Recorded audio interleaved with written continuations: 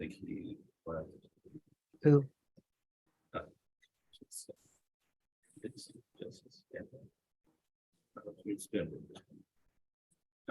Right.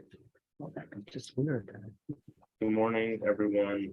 Before we get started, just the obligatory reminder, this is live streamed. If you are on camera, so you are on camera. And yeah. Pretty much it. Good. All right, good morning, everybody, and I call this quarter two meeting of the Democratic Party of Virginia Central Committee to order. And I would like to ask our Veterans Caucus Chair, Charlie Conrad, to lead us in the Pledge of Allegiance. I think Charlie's having trouble getting on. All right, Bob Haley, can you lead us in the Pledge of Allegiance? We'll unmute you here. Okay, can you hear me? Yes. Okay. All right, here we go. I pledge allegiance to the flag of the United States of America and to the republic for which it stands, one nation, under God, for liberty and justice for all. Thank you so much. I will now ask that our Secretary, Isaac Sarver, call the roll. Thank you, Madam Chair. And I will take a very momentary point of personal privilege at the top. I know I was not here with you last meeting, and so it is good to be back. And thank you to the many of you that reached out to support Kim and I while we have our new twins who are now around 3 months. We'll never forget their birthday because it's always going to line up with first quarter meeting. So with that, let's go into the roll call, and CD chairs just want to make sure that when we go through, you share some words from your CD, and then really the main information I'm seeking is any new members and members that have fallen off the rolls so that we can affirm their membership on the Central Committee. So with that disclaimer, first CD Chair, Diane Carter DeMeo. Good morning from Virginia's 1st District. I'm sorry, I have been watching Russia implode, and I'm just behind the schemes. We do not have any new members, and we are glad to be here this morning. Thank you, Diane. Second CD, Sandra Brandt.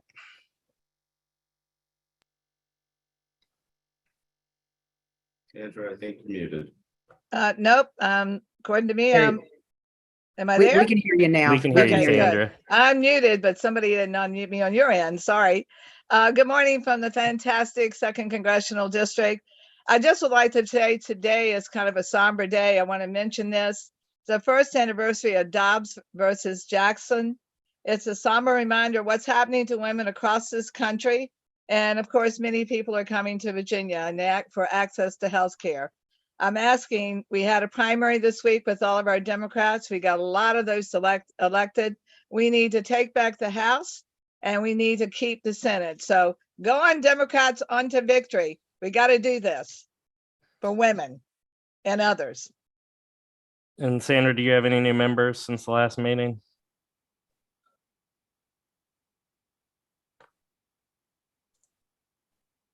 All right. Third No CD. new members. Sorry, I was muted. Perfect. Third CD, Charles Stanton. Good morning, everybody, from not the 3rd CD on loan to the city of Richmond this morning, but a grand time had by all last night at the gala. Well done, staff. No, we here in the 3rd District continue to echo what Sandra said. We are going to be on the front lines of defending the freedoms that we hold dear. When I leave here, we will be going down to Pride Fest to celebrate the diversity that we have in the city of Norfolk and around the Commonwealth. And these fall's elections will have those very freedoms on the ballot as we resist the attacks on women's rights, LGBTQ rights, rights to read the books that librarians want you to read. So with that said, we are standing guard for those freedoms. And we do have an old member who is a new member again, Mr. Ben Lambert, on the 3rd CD committee. Thank you. And then we'll move on to the Fighting 4th CD, Alexis Rogers. Good morning, Virginia Democrats, Alexis Rogers for the 4th CD. Again, on a somber note, I do want to share that we, just as soon as we gained a 4th CD member, lost a 4th CD member in Sean Soares. The committee will consider a memorial resolution for Sean, who was a dear friend to many of us, a very dedicated and loyal party activist. In his young age, led a lot of good work for Democrats across the state and was a particular leader in the environmental community. So I am excited, or I'm grateful that we'll consider that resolution later and you'll get to learn a little bit more about Sean's life. We're really grateful to have many of you down here for the gala last night. And that is all for the 4th CD for now. Pass it back to Mr. Secretary. Thank you. From the 5th CD, Patricia Harper Tunley. Good morning.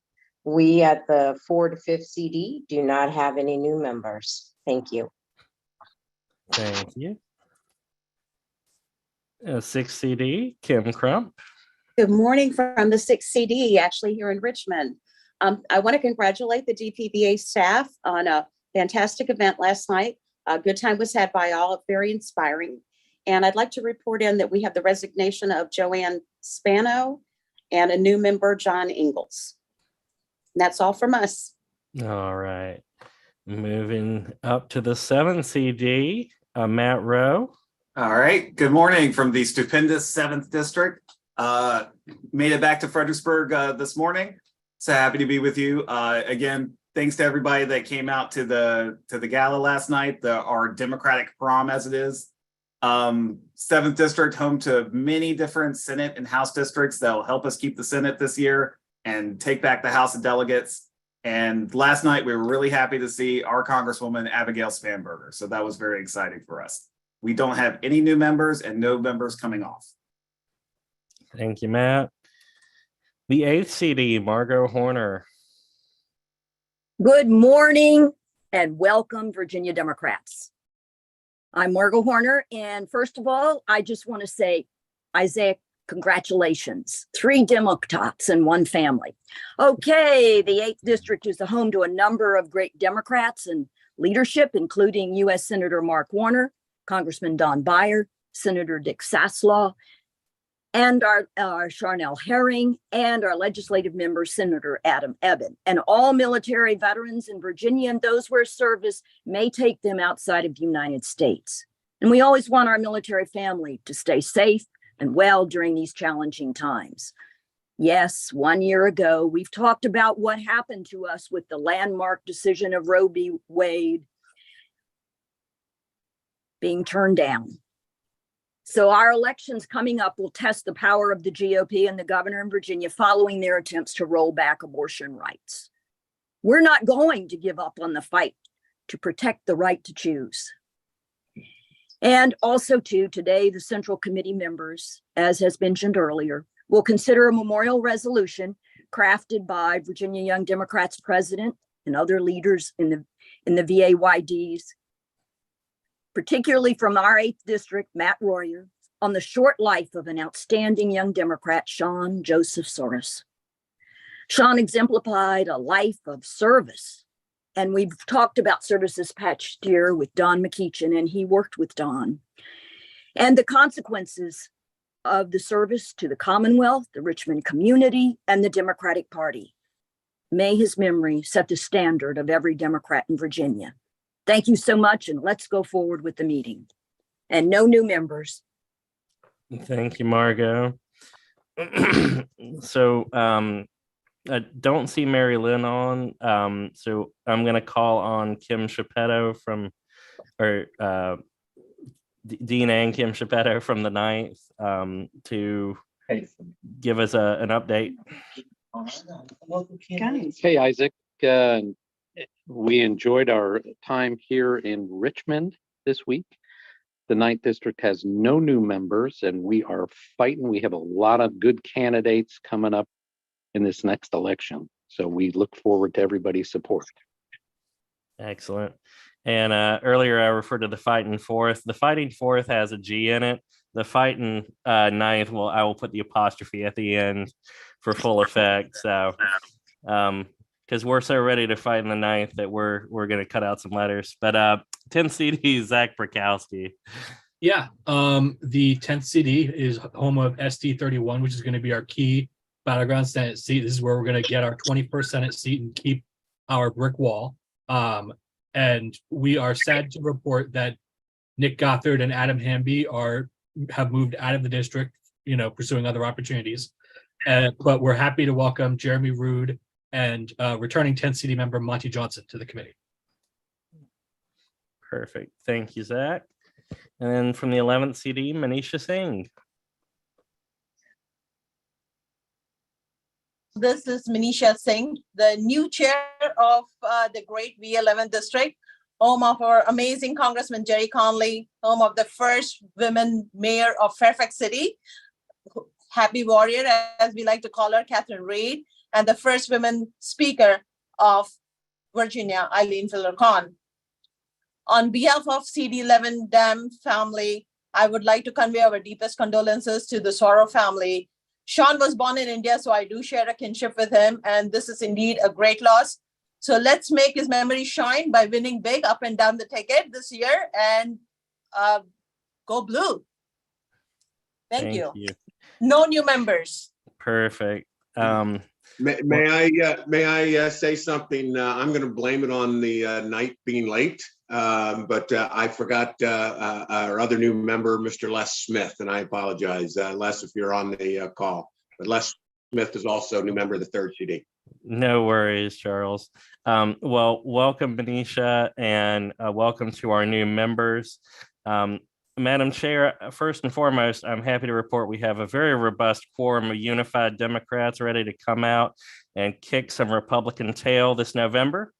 But I also would at this time seek a motion to welcome our new members as reported, Mr. Ben Lambert, Mr. Les Smith, Mr. John Ingalls, Jeremy Rood, and Monty Johnson to the Central Committee. Is there a motion? So moved. So moved. I see a motion from Thomas Cruz, a second from Sandra Brandt. All those in favor, please signify are we unmuting for this, Sham? All those in favor, please signify by saying aye. Aye. Aye. Aye. Any opposed Aye. to welcoming these wonderful Democrats to our fold? All right. Well, with that, welcome aboard to the new members, and I will turn it back to our fabulous Democratic Party of Virginia chairwoman, who led our wonderful staff in raising quite a bit of money that we are going to put to good use these next few months. So thank you, Madam Chair, and back to you.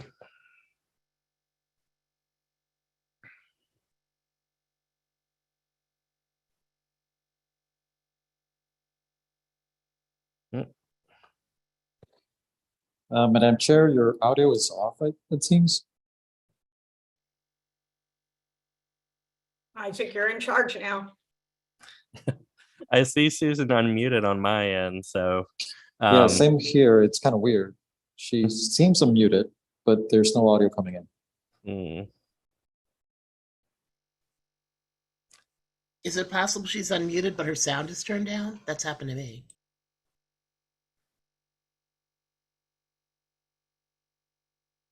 Yeah. While we troubleshoot that, I will give a wonderful rendition of some bluegrass music. No, I've got nothing, but we'll get this sorted very quickly. And can you hear me? We could probably entertain a motion. I can hear you, to Sean. accept, Okay, she's in the room with me. This happened on Wednesday. I'm not. Yeah. Can you all hear me now? Yes, we can hear you, Okay, Susan. let's With that. So everybody's just gonna see my face while you talk. What I was trying to say that I wanted to recognize Manisha Singh, while while she may be the new 11th CD chair, she's certainly not new to the Democratic Party or our Central Committee, as having been a long time member. And so, Manisha, we're really excited about working with you going forward. With that, I would ask for, you all have been sent the agenda and the minutes. Could I have a motion to adopt? So moved, Madam Chair. Second. Andrew, second by somebody? Second, Thomas. Second. Second by Okay. Charles. All in favor, say aye. Aye. Any opposed? All righty, great. Okay, look, we had I think everybody will agree, a very, wonderful evening, fulfilling, great speeches, and we kept it, in a reasonable time frame, right? People got to actually have a good time, be inspired with all the great Democrats that we have. The unity I felt in that room last night was just incredible. But I'm not going to give a report because, you heard it all last night about what's at stake. Alexis referenced the Dobbs decision. And as you all know, we're the only Southern state that doesn't ban abortion. So we all know what is at stake and what our job ahead of us is to do. What I would like to do is take a few minutes and just recognize, for brief remarks, our Dean of our congressional delegation, Congressman Bobby Scott.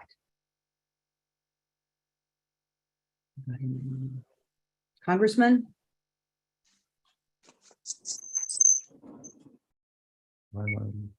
He is on.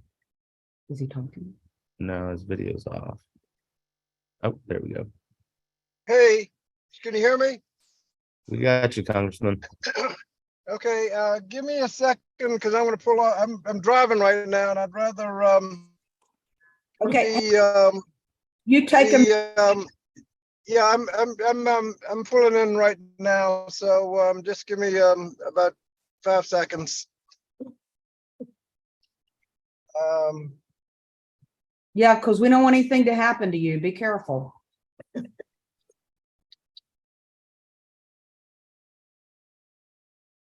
All right, here I am. Yep. Hey, Susan, congratulations on a phenomenal event last night. You said everybody was asking, you don't have to give a report, but I think we need to say thank you for a great event. You had great keynote speaker, and you had a room full of people that didn't show up by accident. That takes a lot of work. Everybody on this call knows what it takes to put on an event like that. And so congratulations. We've already pointed out that today is the anniversary of the Dobbs decision that shows the importance of elections, that we have a lot at stake and people are depending on us. I think tomorrow is the 10-year anniversary of the Shelby v. Holder case that sabotaged the Voting Rights Act. So we know we've got a lot of work to do. There's a lot of difference. You look at the last couple of weeks of what's going on in Congress. They voted to start impeachment of the president. They censured Adam Schiff. They sabotaged the banned books. I mean, just nothing to help the people. People are counting on us, and we can start with this year's House of Delegates races. We've got great candidates. We can take over the House. We can increase our majority in the Senate and start passing great legislation, whether it gets passed or not, whether it gets signed or not. We need to make sure we start passing that legislation to again show the difference between Democrats and Republicans. So thank you, Susan, for a great event. You've helped us get started for this great campaign season. And we've got a lot of candidates that are counting on the Central Committee to get the job done. Thank you, Congressman. And we really appreciate your support, not just last night, but year round. You've always been there, and I really appreciate you being there last night with your colleague. We had your colleague, Congressman Thompson. It was just great. Yeah. And now, okay, you can go back to driving now. And I think we have Thank okay. And also joining us today is Congresswoman Abigail Spanberger. And I'd like Abigail, if you would also share a few words with us this morning, that would be great.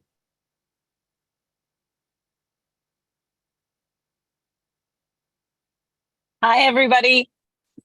Hi, everybody. I am just here to listen. I'm here to say thank you and here to support all that the Central Committee is doing to help Democrats up and down the ballot. We have so many places where we can and we need to win. So thank you for all that you do. And thank you to the DPVA team for all of your work.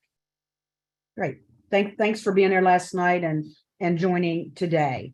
Okay, I'm going to just move then right into the executive director's report. And, you know, I appreciate everything that you all have said about the staff and the team, but that Sham is leading.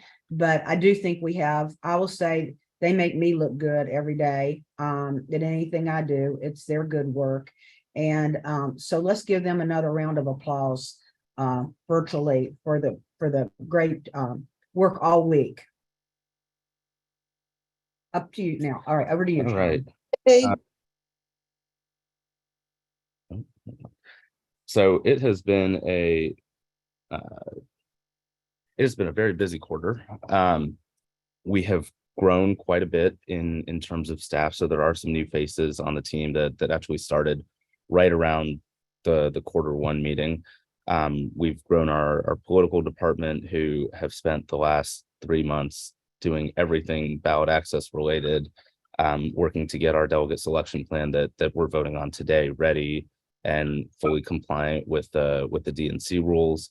And I think if we did a poll of everyone, the places Jack Foley hasn't been would be a much shorter list than the places he has been. So we are out there. We're everywhere we can go. And especially working with our amazing training director, Emily Ham, who I know a lot of you all in CD2 know her very well. Emily has been all over the place doing trainings. She does van trainings. We do them virtually. We'll do them in person. Let us know. We are here to train your candidates, to train on whatever. We're here to talk about whatever you all want to talk about in any of your meetings. Now that we have all of our nominees, and especially in some of those in the school board races, our local candidates program is fully up and running. We are ready to be as helpful as possible to a lot of those candidates. I know we're working on building out some of the template GOTV plans and field plans that we can share around for folks to make sure that they've got them and that they're running the best campaigns they possibly can this November. Because I mean, we've seen it time and time again, how just because it's not the top of the ticket race doesn't mean that it's not going to be a fundamentally impactful race on our state senate and our state house races this cycle. So making sure that we're taking back school boards, taking back boards of supervisors, town councils, town school boards is going to be really, really important this cycle. We also have as part of our coordinated campaign this year, a new voter protection director who's a little bit on loan to us from Elias Law Group that we're really excited about. So you should be starting to see Aaron's name pop up in your inbox.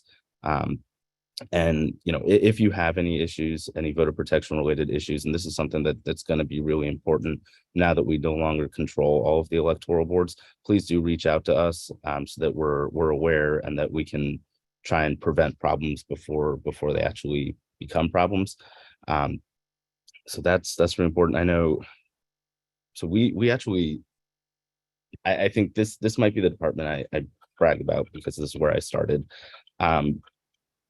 This year has been incredibly chaotic with redistricting and the new districts and making sure that our voter file is accurate. And I can't begin to tell y'all just how much time and effort Katie and Brenner spend in making sure that as our candidates are out there talking to voters, and this sounds like a really, really basic thing, that they're not just talking to voters, they're talking to the right voters, they're talking to the ones that are actually in their district. It is never as simple as elect gives us the right list. It is always a work in progress, working with elect to, hey, your file's got an issue here, or hey, like we need to update this section here. And to do that along with handling all of the absentee votes and making sure that we have all of those lists in there for our candidates. The primary is somehow we have more, I mean, obviously we have more candidates for the primary than we do for the general, but for our primary, having all of those candidates is a great dry run for us to make sure that we work through any problems on the data end, so that as we're getting into September, October, November, that all of our candidates and all of our campaigns have the most up-to-date, reliable information that they possibly can, which is really, really important. And then beyond that, they also connect to every tool that every campaign's used to the voter file. So it's been a really busy time for them. And I think we've said it for 8 years now. We have the best data team in the country. It's not even close. Brenner and Katie are hands down the greatest team ever. And that means a lot coming from me, because Brenner and Sham used to be the greatest team ever. But that's all right. Brenner and Katie can be the greatest team ever now.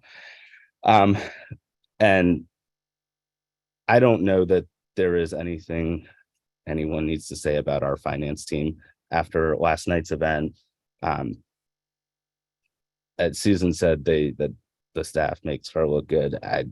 Guys, they're incredible. I don't think we've all right, for anyone who, okay, Susan's telling me to wrap it up. 8 years, this is hands down the best staff we've ever had, and everyone will agree on that. And I love everyone who's worked here, but that this is an amazing staff, and I think we're really, really lucky. And heading into this incredibly, consequential and important year, I think we have a great team to get us through this cycle. So with that, I will happily turn it over back to Susan. Oh, thanks, Sham. Okay, now we will, Sham mentioned the good work of the finance team. So we will, and I think you will see some of that with our treasurer's report. So I'll call on Abby Easter for the treasurer's report. Thank you, Susan. Good morning, everybody, and congratulations on a great Blue Commonwealth Gala. The treasurer's report is in a little bit of a different form than we've done in the past, and I'm going to try it, and everybody knows where to find me. If you have opinions, whether you like this or want to go back to the old form or have other suggestions, please just reach out. As of June 21st, the DPVA raised just shy of $500,000 for the second quarter, with additional funds still coming in for Blue Commonwealth Gala. Ultimately, the DPVA expects to fall short of its income projections by about $100,000. Expenses for the quarter are lower than expected by about the same margin. Overall, we are about 70% to our annual fundraising goal and 60% to our budget, with approximately $350,000 cash on hand for core DPVA activities. The majority project coordinated campaign, which you all know is part of a project of the DPVA, has an additional $300,000 cash on hand, with approximately $52,000 in Q2 expenses. Income for the quarter largely came from the Blue Commonwealth Gala and large donors, with digital and mail slightly underperforming relative to expectations. That said, initial returns are more promising from a recent mailer sent out in collaboration with former Governor Northam's team. Should the results continue, the DPVA will explore expanding the surrogate model for mail in the third and fourth quarter. Expenses were high in the first quarter due to the Blue Commonwealth Gala, which we have to spend, obviously, to raise. Staff costs, on the other hand, have stabilized, and we are actively adjusting our cost projections down as we identify efficiencies. Our cash on hand is nearly $650,000, and I will submit this report for audit. Thank you so much, Abby, for that. Yep, thank you. And now we'll go to the officers' reports. I want to say in that we'll do rules and resolutions down under general business, if that's all right with everybody. And I do believe Senator Lucas, our returning president pro tem of the Senate, is not with us this morning. I know many of you saw her last night, so we will defer that outreach report until the next meeting. With that, I will call on my wing woman, first vice chair, and amazing cheerleader for DPVA and Democrats across Commonwealth, Gayleen Canoyton, for the organization report. Great. Thank you, Chairwoman Susan. What an amazing job everyone did last night. We all had a ball, and it was done in record time, so we enjoyed that. Good morning, fellow Democrats. And guess what? It is 90 days until early vote. Some areas have September 22nd, starts on September 22nd. Some areas have it's 21st, and some areas have on September 22nd. So we want to make sure that everyone turn out and early vote.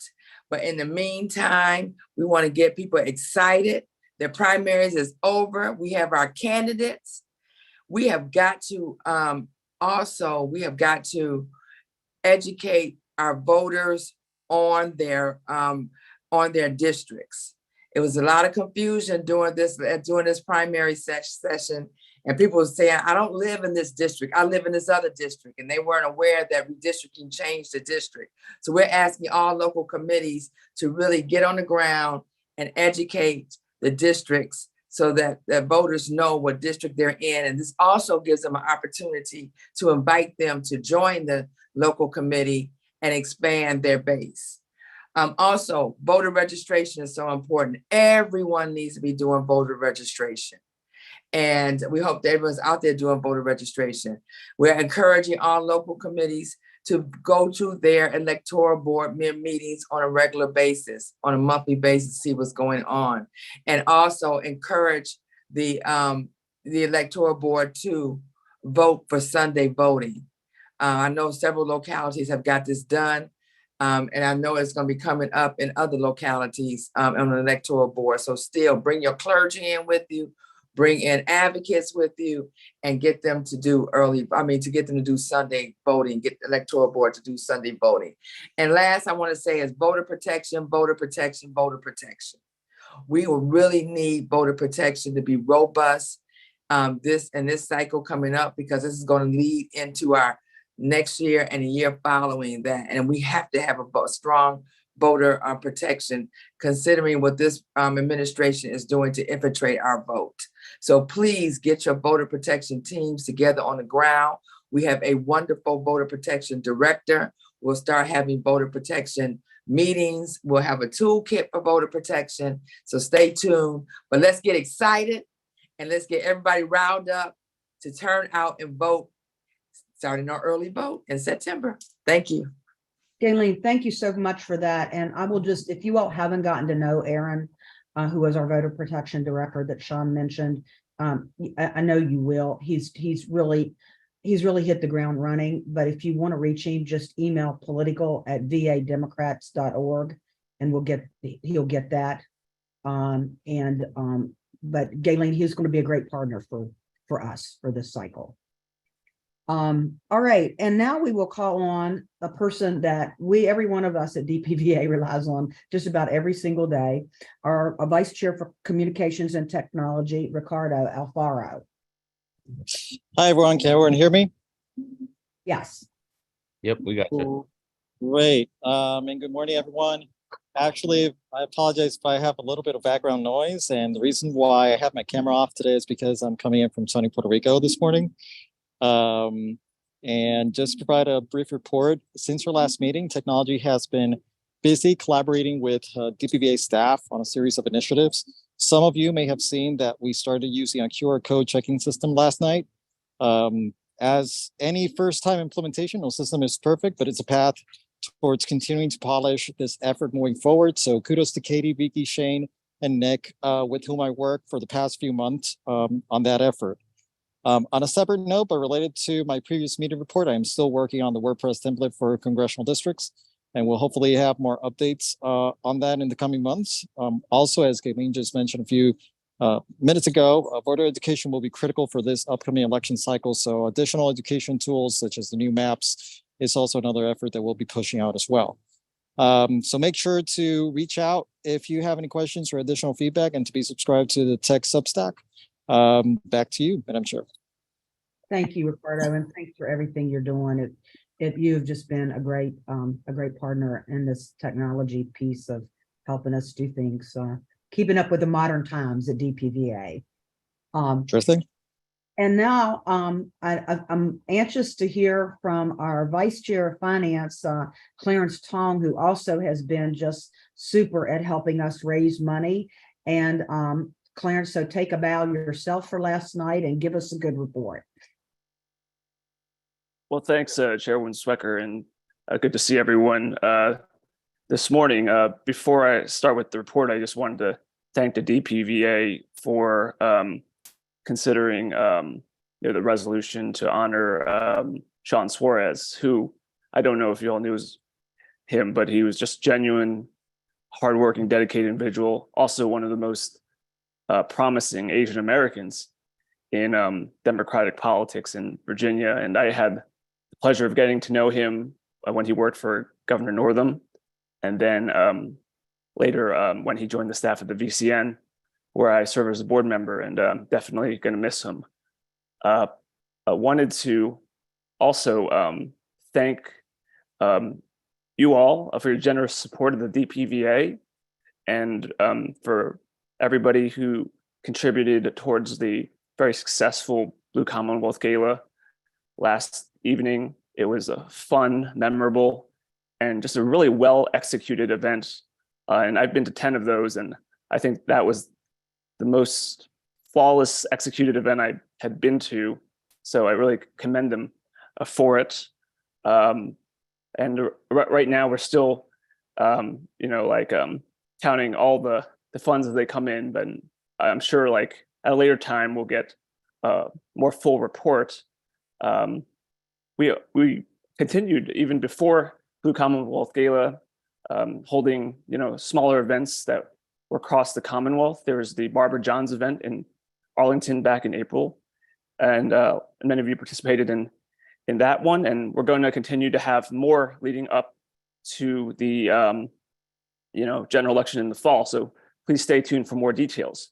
But events in itself are really not enough to generate the revenue that we need to support our great team and all of our efforts. I think Abby alluded to in our treasurer's report that we also pursue direct mail solicitations, which has been very, very successful. And you will also be hearing more about the formation of a new DPVA finance committee, where we've been recruiting elected officials and donors to commit to contribute to the party. And I think that will really help out and help us reach our goal even faster. So thanks so much for your support, and Chairwoman, back to you. Sorry, what's muted? Oh, thanks for that great report. And I wanted to echo what one thing you said about Sean, but I don't know if everybody remembers this or not, but he was actually an intern for us before he went to work for Governor Northam. So a lot of our staff were very close with him as a member of the YD or former intern. And, it's still pretty heart-wrenching to think about what happened. So thanks everyone for the love you've shown Sean and his family and friends. Okay, now we're under general business, and I'm going to ask Sean to give. Let's do Mark first. Oh, you want to do Mark first? Okay, Mark Bukowski, our vice chair for rules and resolutions. We're going to move around a little bit with no objection and go to resolutions. Mark, I will turn that over to you. All right. I'd say good morning, everyone. So I'm going to make my report very brief here. And I know that we have several resolutions that we had previously grandfathered in before. I know that everyone had received the update back in March of the new procedures and guidelines. And so the two resolutions that we had grandfathered in that are up for votes today are the opposition to Dobbs one, and then the right-wing education privatization one that folks have received. So I'm not going to go ahead and read these, since everyone should have received a copy already. So is there a motion to approve these resolutions? So moved. Tom Cruise. Second. All right, is there, you got a second? Any discussion? Hearing none, say what? Hearing none, all those in favor say aye. Aye. Aye. Aye. All right, opposed? All right, motion passes. So, say what? I can't hear. Very, very long aye. Yeah, okay, a very long eye. All right. So with that being said, we also have I know a lot of folks have spoken about Sean already, but we do have a memorial resolution for Sean. And so in this case, I will read the memorial resolution, and then I will invite the submitter, which was Matt Royer, to say a couple words, and anyone else that would like to say a few words about Sean. But the resolution reads: the Democratic Party of Virginia celebrates the life of Sean Joseph Soares. Whereas Sean Soares was a dedicated public servant, a Central Committee member of the Democratic Party of Virginia, and a National Committee member of the Young Democrats of America, whose life and legacy was tragically cut short on May 4th, 2023, when he was 26 years old. He was born in, I hope I pronounced this right, Goa, India, on March 19th, 1997, to Alec and Nimi Soares. He moved to Florida in 2005 after spending much of his childhood in Qatar, and moved to Virginia in 2010. Sean served Virginia for years, working as an outreach director for the late Congressman Don McEachin, as an outreach director for Governor Ralph Northam, and a legislative assistant for Delegate Suhas Subramaniam. He served the Virginia Young Democrats as a treasurer for 2 years, and was elected their national committee representative on April 15th, 2023. He was an active member of the Metro Richmond area Young Democrats and an active member of the Richmond community. And Sean dedicated his life to bettering our Commonwealth, our country, and our planet by fighting for climate justice and social change. As a first-generation American, he was the first to graduate college in his family, and was pursuing his master's in business administration at Virginia Commonwealth University, in addition to being a 2022 graduate of the Sorensen Institute for Political Leadership at the University of Virginia. Sean was so much more than just his life in politics and policy. He was an accomplished musician, performing as a DJ under the name Mesmerize, even opening a show at the Anthem in Washington, D.C. for his favorite artist, Tipper, and once said, "Music keeps me happy, politics keeps me driven." Sean Soares was a devoted son, boyfriend, and cat dad who touched so many lives, improved the ones he came into contact with, and brought immense joy, happiness, support, and love to so many.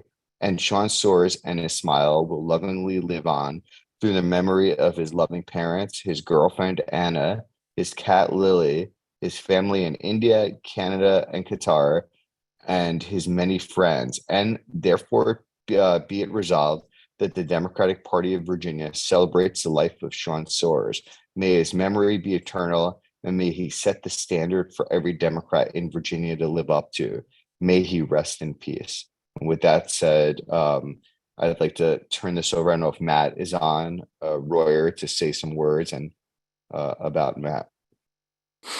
Yeah, thank you, Mark, and thank you for reading out all that, and I appreciate everybody considering this resolution. We had the honor to read this out on the floor of the Young Democrats of America convention this past week, which would have been Sean's first convention as our national committee rep. So we are obviously very grateful that we've been able to celebrate his life as much as we have. We also are, as Sean would have been a delegate to that convention, we had his credentials that were given to us, and we are sending those to his parents, from our other national committee rep, Sam, who's on with us as well. I mean, there's so much more that could be said than just one page here, but you know, it obviously has rocked all of us in the Virginia Young Democrats. I think it also has kind of driven us to be a little bit more thoughtful in our approaches and a little bit kinder, but also, you know, making sure that we are honoring Sean and all the work that we do. He was obviously, as people have said, one of the most genuine, kind-hearted people you ever meet in your entire life. And the fact that we don't get to experience that anymore is, I think, just a incredible, you know, it just is an incredible disadvantage to all of us because of how much he impacted the people and all the good that he did in his short time here. So thank you all for considering this. Thank you all for your kind words and your support in these past couple months. And yeah, I look forward to passing this resolution and continuing to honor him. So thank you. All right, thank you very much, Matt. Is there a motion to approve this resolution? So moved. Is there a second? Second, Thomas Burns. Okay, all those in favor say aye. Aye. Aye. All right, congratulations. We've now passed this resolution. So I pass it back to Susan. Thank you, Mark. And I will turn it back over to Sham to talk about the delegate selection plan 2024, because even though we're in the election cycle, we're preparing for the presidential as well. We're back in it. You should all have the version of the delegate selection plan that was sent out. We went through the we went through the 30-day public comment period starting May 10th and ending June 10th. There were 3 public comments. I'm actually letting him in the room at the moment. And make sure he joins and can hear this. I want to thank Matt Savage for pointing out a few of the typos and the places where it wasn't updated from the 2020 plan, and making sure that we pointed those out. And yeah, there aren't any major substantive changes. It's pretty much what it would have been in 2020 if we hadn't gone into virtual with the pandemic. And then just as a general timeline for things, after passage today, it gets sent to the DNC Party Affairs team, who present it to the Rules and Bylaws Committee of the DNC. They will review it, go through every comma. I promise you they will send back places where we missed commas. Susan, because this is her favorite part of the whole process. And then they will hopefully send it back in what they call conditional compliance or full compliance. We'll make whatever small technical changes need to be made. And then hopefully we begin the implementation and the training part of this and the implementation of our affirmative action plan starting this fall in give or take September. And there'll be planning over the summer of virtual trainings, in-person trainings, to make sure, because we didn't get to do this 3 years ago. And so making sure that folks know how the caucus convention process works is going to be important to helping make sure that we have a robust and very open to the public and inclusive program and delegate selection process this year. So I guess with that, do we entertain a motion? Yeah, let's get a motion, and if people have discussion questions. So moved. Second. Okay, we have a motion and a second. Is there any discussion? Hearing none. Is there all those in favor say aye. Aye. Aye. Aye. Aye. Aye. Aye. Are there any nays? Can I say one thing? Thank you all. Yes, you may. Now that it's passed, uh, I know so one of the most frustrating parts of writing this year's delegate selection plan is actually in some ways all of our own fault. One of the things that's required is a summary of all of the laws related to voting in years past. We could copy that from a previous delegate selection plan. Look, we went and took the majority in the trifecta in 2019 and made a bunch of really good changes to voting laws, which is amazing, but it meant that I had to rewrite the entire thing because none of it existed in the past. So that was a ton of fun, and I'm really happy that we made those changes. And I'm really happy that you passed the plan. Yeah, thanks. That's great to point that out, and a good problem to have, Yes. right? Yeah. All right. Well, with that, we are finished. I do want to make one announcement, which is kind of like a non-announcement. I know everybody wants to know the date of a quarter 3 meeting. We don't know yet. This is our GOTV meeting. We are planning for it to be in person, and as normal, we are waiting to hear from Senator Warner about if he's doing his almost annual pig roast and what the weekend is. Because as you know, we always work it around that. So stay tuned. We will try to get that information to you as soon as possible. So with that, is there a motion to adjourn? So moved. So moved. Second? Second. All in favor, say aye. Aye. Everybody. See you.